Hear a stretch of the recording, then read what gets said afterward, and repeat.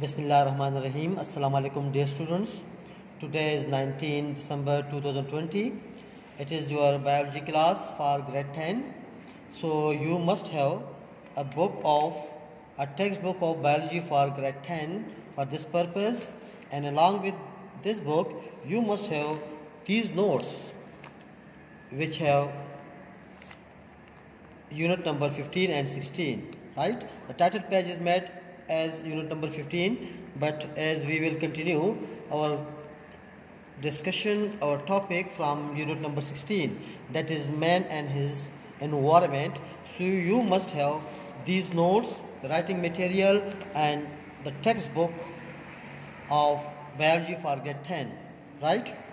As you know that the last topic which I discussed you from unit number 16 was environment, some short definitions. You can see environment and man and his environment. Environment के बारे में कुछ discussion हुआ था, species, population, community के बारे में.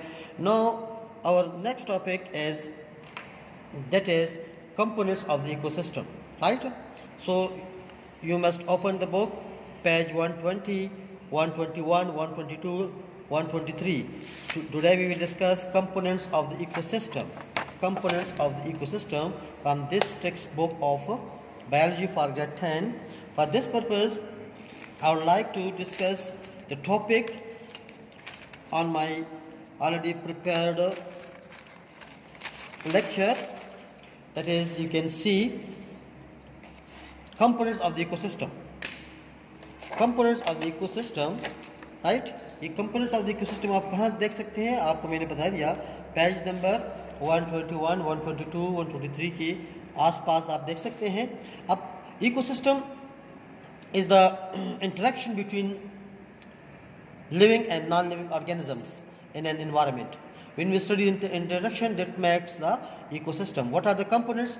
So there are two main components of the ecosystem. That is, number one is abiotic components of the ecosystem. The second one is biotic component of the ecosystem. अब abiotic components of the ecosystem कौन से हैं? That are the non-living. You can say the non-living part.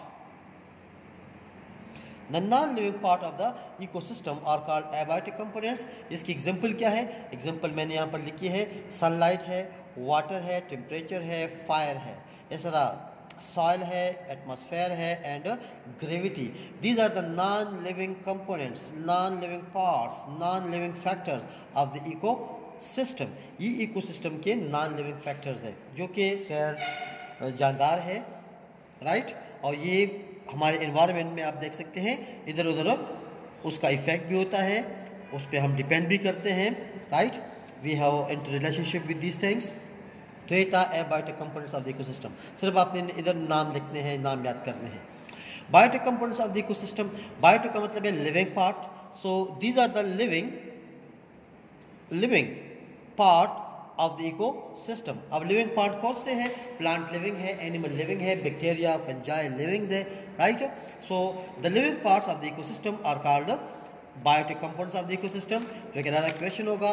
इसके अलावा हमारे पास तीन types हैं, वो तीनों मैंने अलग आपके लिए लिखे हैं. प्रोड्यूसर्स, जिसको हम कहते हैं प्लांट्स.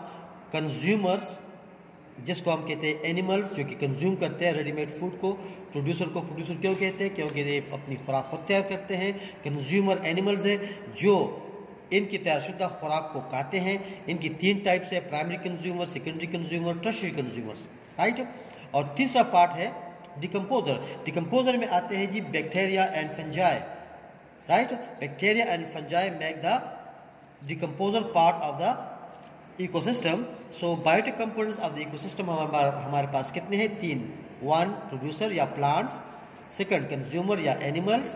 Third, decomposers. तो ये आपका एक क्वेश्चन खत्म हो जाएगा जिसका नाम है कंपोनेंट्स ऑफ द इकोसिस्टम. फिर हर एक पे इस पहला क्वेश्चन होगा, इस पहला क्वेश्चन होगा, जिसको हम डिटेल से डिस्कस करेंगे. तो आते हैं जी इस क्वेश्चन की तरफ कि what are the abiotic components of the ecosystem. और ये आपके नोट्स में और बुक पेज आपको मैंने बताया है. नोट्स में ये आपके लिए है पेज नंबर 11 पे. पेज नंबर 11 आप देखिए, these are page number 11. Describe the abiotic components. अब इसको डिस्क्राइब करना है, मुकम्मल डिस्कस करना है एबायोटिक कंपोनेंट्स ऑफ देखो सिस्टम को। ठीक है, तो कौन कौन से हैं आपको मैं समरी देता हूँ। समरी क्या है? सनलाइट एबायोटिक कंपोनेंट्स है, नॉन लिविंग पार्ट है, वाटर, टेम्परेचर, फायर। नंबर 5 जो है that is soil, 6th is atmosphere and wind and 7th is gravity. ये 3 अब एक्सक्लूडेड है, इसलिए हम इसको डिस्कस नहीं करेंगे। हम सिर्फ 1 सनलाइट को डिस्कस करेंगे, 2 वाटर को डिस्कस करेंगे, टेम्परेचर 3 को डिस्कस करेंगे, नंबर 4 फायर को डिस्कस करेंगे। राइट, तो ये हमारे हैं abiotic components of the ecosystem. अब abiotic components of the ecosystem आप बुक्स से देखें या नोट से देखें, आपके लिए मैंने ऑलरेडी रेडीमेड बनाए हैं। तो देखो, the non living things of an ecosystem are called abiotic components, जो नॉन लिविंग थिंग्स है।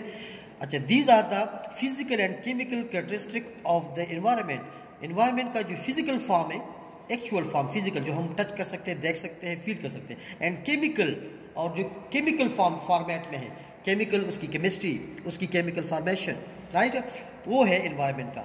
Major components of an ecosystem are as follows. अब कौन सी कंपोनेंट्स है जो एबायोटिक कंपोनेंट्स है? सारे के सारे ये है। Number 1 sunlight, number 2 water, number 3 temperature, number 4 atmosphere and wind, 5 soil, 6 gravity, number 7 is fire. ये 7 है, लेकिन ऑलरेडी आपको मैंने बता दिया कि इन 7 में से कुछ अभी एक्सक्लूड है, तो ये हम 4 पढ़ेंगे और ये 3 एक्सक्लूड। अच्छा, sunlight, water, temperature and fire को हम पढ़ेंगे, हर एक थोड़ी थोड़ी इंपॉर्टेंस। तो अब देखिए सनलाइट क्या चीज़ है। अब देखिए सनलाइट हमें प्रोवाइड करता है लाइट, और लाइट के जरिए होता है एक प्रोसेस जिसको हम कहते हैं फोटोसिंथेसिस। इसी फोटोसिंथेसिस के जरिए प्लांट अपनी खुराक खुद तैयार करते हैं। ठीक है, और ये एनिमल को भी इफेक्ट करता है। हमारी बहुत से काम है, लाइट हमें देता है, हीट देता है, हमें गर्माइश देता है, कपड़े सुखाने के लिए इस्तेमाल करते हैं हम सनलाइट को, टेम्परेचर को। Plant growing under insufficient light do not make chlorophyll. अगर लाइट बहुत कम हो तो क्लोरोफिल भी नहीं बनता, इसलिए लाइट बहुत ज़रूरी है। And a very high intense light destroy chlorophyll. तो न कम लाइट चाहिए क्योंकि क्लोरोफिल नहीं बनता, न ज़्यादा लाइट चाहिए क्योंकि क्लोरोफिल तबाह हो जाता है। इसलिए लाइट की जो इंटेंसिटी है, the light intensity, light quantity and light duration affect the plants and animal life in the different ways. इसलिए अगर लाइट बहुत तेज़ हो, कम हो, तो ये मुख्तलिफ किस्म के इफेक्ट को क्रिएट करता है प्लांट और एनिमल पे, इसलिए नॉर्मल होना चाहिए। ठीक है, ये किस लिए चाहिए? It is needed for the photosynthesis by the plants to make food. ये एक फैक्टर है। दूसरा जो एबायोटिक कंपोनेंट्स है दैट इज कॉल्ड वाटर। अब वाटर आप देखिए, हमारे सेल में, प्रोटोप्लाज्म में, एनिमल प्लांट बॉडी का 70 to 85% एरिया जो है वाटर से बना हुआ है। तो water is a vital component of the life. बगैर वाटर की लाइफ पॉसिबल ही नहीं है। Water covers more than 70% of the earth surface। जमीन की सरफेस पे अगर आप देखें तो 70% वाटर है, तकरीबन 30% लैंड है। अच्छा, इसके अलावा वाटर क्या करता है? Water dissolves minerals in soil which are then taken up by the plants. जो मिनरल्स होते हैं वो वाटर में डिजॉल्व होके उसको प्लांट एब्जॉर्ब कर लेता है। Water is one of the raw material of the photosynthesis. Photosynthesis के लिए ये रॉ मटेरियल के तौर पे काम करते हैं। अगर आप फोटोसिंथेसिस का इक्वेशन देखें तो फोटोसिंथेसिस में carbon dioxide plus water give us glucose plus oxygen. In desert environment water is scarce. अब देखिए, जो सहरा है उसमें पानी बहुत कम है। स्केर्स का मतलब है कम।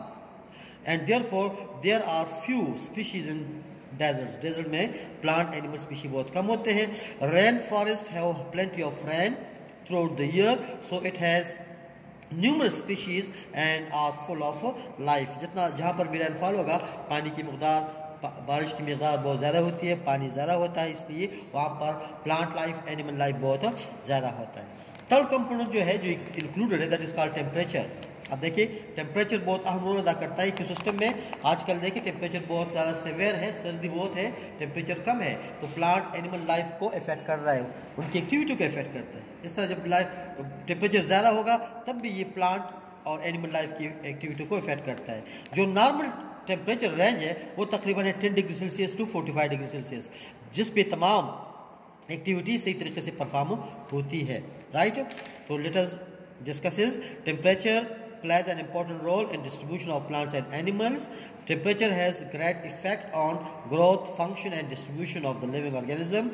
The range of temperature for activity of life is around about 10 degree Celsius to 45 degree Celsius है।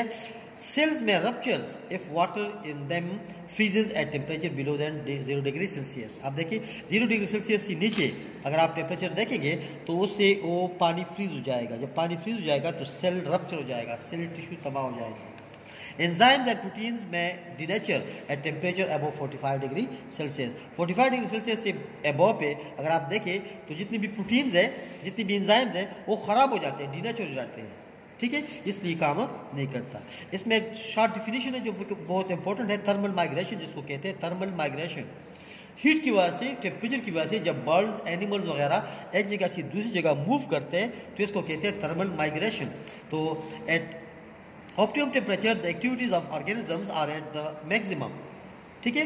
certain animals migrate to places of the optimum temperature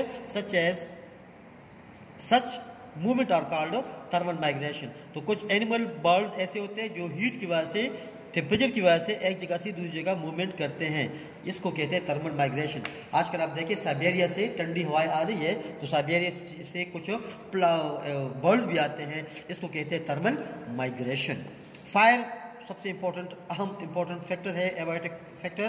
fire is an important abiotic component. Human and lightning are the two main cause of fire. आप देखिए fire के लिए दो चीज़ चाहिए, एक lightning, thunder वगैरह, और एक इंसान आग लगाता है और थंडर की वजह से आग लगती है।